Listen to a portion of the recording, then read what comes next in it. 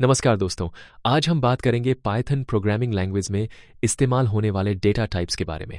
डॉ चौहान, क्या आप बता सकते हैं कि डेटा टाइप्स का पाइथन में क्या महत्व है और ये किस तरह से हमारी कोडिंग को प्रभावित करते हैं? बहुत अच्छा सवाल है। पाइथन में डेटा टाइप्स हमें ये निर्धारित करने में मदद करते हैं कि कोई वेरिएबल किस तरह की जानकारी स्टोर करेगा, जैसे कि संख्याएं, टेक्स्ट या लिस्ट्स। ये बिल्कुल वैसे ही है जैसे किसी डिब्बे पर उसका नाम लिखा हो कि उसमें क्या रखा है। इससे कोड को पढ़ना, समझना और डिबग करना आसान हो जाता है। तो क्या ये कहना सही होगा कि डेटा टाइप्स की समझ के बिना पाइथन में सही प्रोग्रामिंग संभव नहीं है? बिल्कुल।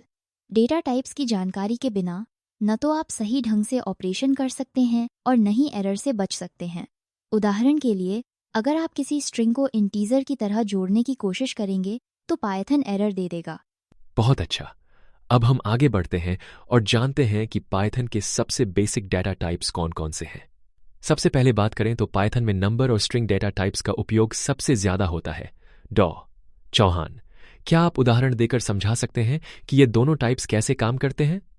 जी हाँ, नंबर टाइप्स जैसे इंट पूर्णांक, फ्लोट, दशमलव संख्या और कॉम्प्लेक्स कल्पित संख्या गणनात्मक कार्यों के लिए उपयोगी हैं।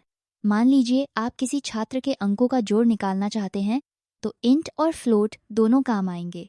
वहीं स्ट्रिंग्स का उपयोग टेक्स्ट डाटा स्टोर करने के लिए होता है, जैसे किसी का नाम राहुल।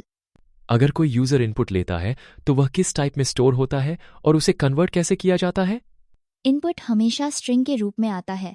अगर आपको उसे नंबर में बदलना है तो इंट या फ्लोट फंक्शन का इस्तेमाल करते हैं। जैसे इंट 23 आपको 23 देगा। यहां पर एक सवाल है, क्या स्ट्रिंग्स पर भी गणना की जा सकती है, जैसे जोड़ना या गुणा करना? अच्छा सवाल है।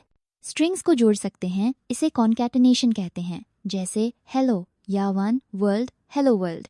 गुणा करने पर जैसे हाई 3 तो हाई हाई हाई मिलेगा।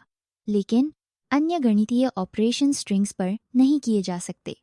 अब हम बात करते हैं पाइथन के संग्रह कलेक्शन डेटा टाइप्स की, जैसे लिस्ट, ट्यूपल और डिक्शनरी। डॉ चौहान, इनकी विशेषताएं और फर्क क्या है?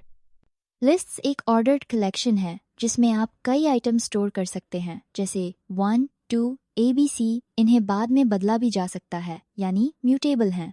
वहीं ट्यूपल्स जैसे 1, 2, 3 भी ऑर्डर्ड होते हैं, लेकिन ये म्यूटेबल होते हैं, एक बार बना तो बदल नहीं सकते। और डिक्शनरी का क्या महत्व है, खासकर रियल वर्ल्ड एप्लीकेशन में?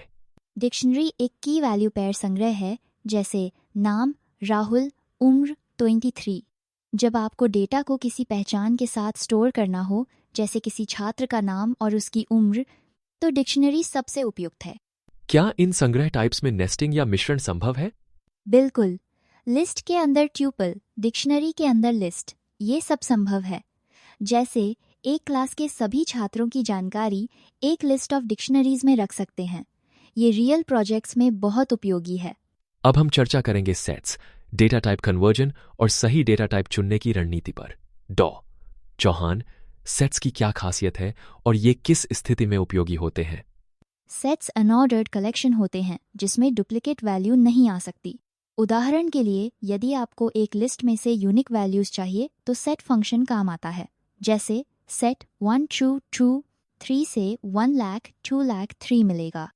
डेटा टाइप्स के बीच कन्वर्जन कितना आसान या जटिल है? कहीं ऐसा तो नहीं कि कन्वर्जन से डेटा लॉस हो जाए? सही पूछा।